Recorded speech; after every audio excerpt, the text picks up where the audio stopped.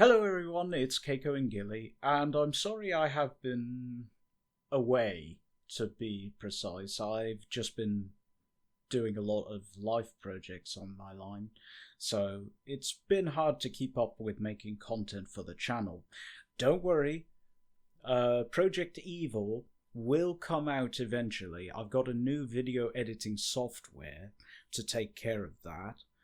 So hopefully now I just got to play with it, and hopefully by the end of this year I'll start to see the project take off in earnest. And I might also release some video content for my gaming channel, ultra high definition. YouTube I think has progressed quite fast enough to where I could possibly upload 60 frames per second in 4K, but we'll wait and see how that goes. Now, that's not the reason for this video, because for this video I thought, in giving the content channel, I thought I'd go over something that started off with a weird idea. So a friend approached me and asked, "Hey Keiko, I like voice acting, but I'm a little bit nervous, I'm a little bit scared. I don't know how you manage to get roles and everything like that." Well, to be precise, half of that was chance and just plain networking that got me in. If you know contacts, great. The more, the better. And that's especially good in the voice acting industry. The other half, of course, was my own personal conviction. So for what I mean by that is you have to approach it in such a way that you have to keep improving your voice. And I think that's half of the battle right there. And that is what I want to talk with everyone today. The best way to word it is you got to work on yourself and keep improving on yourself to increase your chances to get hired by either fan projects or hopefully one day that golden opportunity. And that's what I'm here today, to show you how to become better at your profession as an actor, or rather a voiceover actor. So, with that, I have a few tricks, but for this episode in particular, I'm going to go over the basics. So, Voice Acting 101 with keikoandgilly. Now, disclaimer, I am not a trained voice acting coach, and I don't profess to be one. So please do not take these videos thinking you'll become great overnight. No. This is just an entertainment video to help you get better, although I do recommend a voice acting coach, feedback from other voice actors that you're well networked with, or anyone in particular, just so you're on the right track. So with that out of the way, let's go down to the most important rule of all: confidence. In this, you'll see me looking like an arse on YouTube, but that's okay. I'm here to help you, and you're also here to give me likes, comments, subscribes, and of course referrals. So if any one of you who's watching wants to hire me on for a voice project, by all means. See? That's confidence. You got to have confidence in yourself. Without that, you won't get there. You got to believe in you, because I believe in you. So keep being you and keep being awesome. So confidence. Confidence is the thing that sparks the brilliant imagination, and it sparks that skill waiting to escape from you. So with that, you got to know the basics, the tools of the trade. So you got three components. Now, I kind of did analogies here. So with those analogies, you can see where I'm going with this. If you're a painter, you have your canvas, your painting, which is usually, or I would hope so, white, meaning it's blank. It's a blank slate. And that's the best position to start for a voice actor. Until a voice is given, think of the character like a blank slate, a character that you're about to play the role as. Maybe it's been established, maybe it hasn't been, and it's even better if it's the latter, and that there has been no voice for it, because then it's a blank canvas ready for you to paint on with your own voice. So for that, you need to know your tools. We start with 3 components. The mouth as we start. Now in acting, you have the 3 components there. Your tongue. We'll start with the mouth first, which consists of your tongue, your teeth, and your cheeks. This is basically your paint.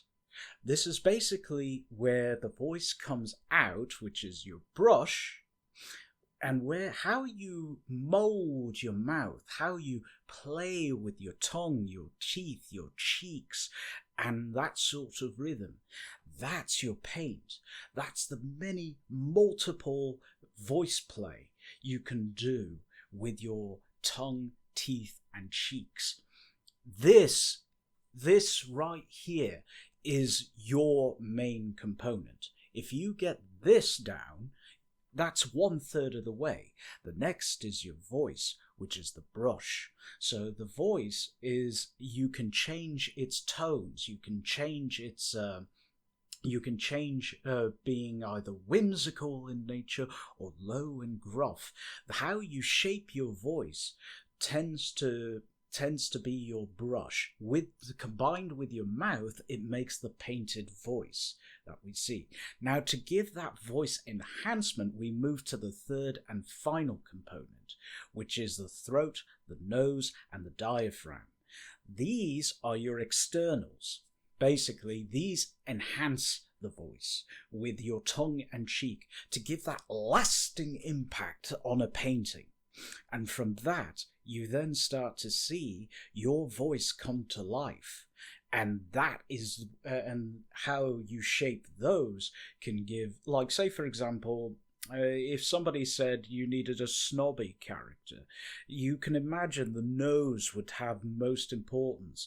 Where, like, say, for example, something that's where a rich man, like an over-the-top rich guy, just for an example, watch what I'm about to do. Reginald, I went to the store yesterday and watched a peasant buy food. He couldn't even afford the dollar menu. See? That is basically how you see the nose, the diaphragm. You see all that in work, and you see how snobby the character is.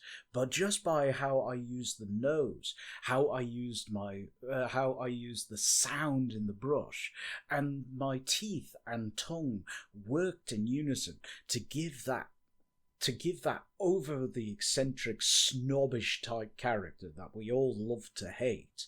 But that is exactly what I mean.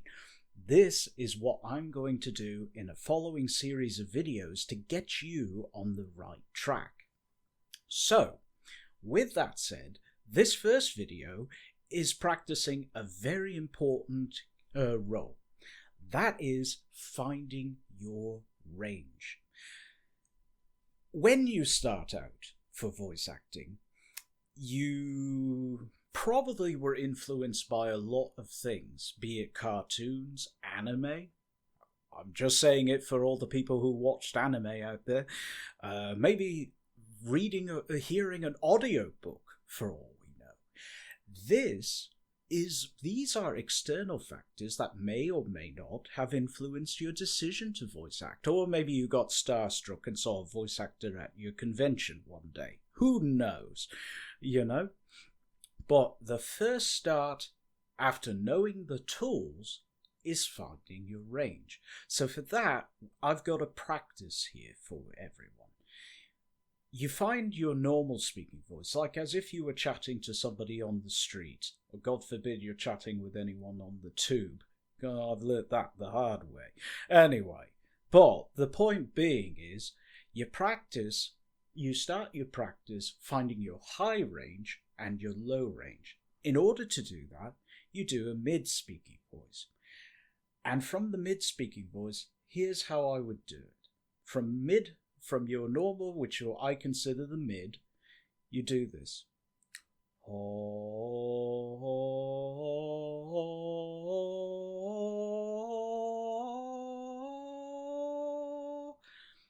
So if you hear yourself from going mid-low to high and you start to falter somewhere in the high, that's likely going to be your highest range without changing to a falsetto or literally changing your diaphragm and position to hit the high notes.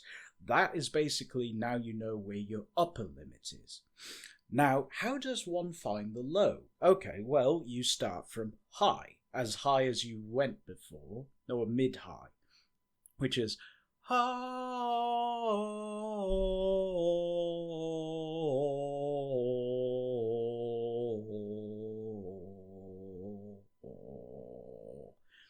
See, I can't hit that normally, that low because that requires me to change the diaphragm again. So instead of a falsetto, it's the opposite of a falsetto. Chat, if you know what the opposite of a falsetto is, please send it in the comments. That way I can be much better for the second video. But the point still stands.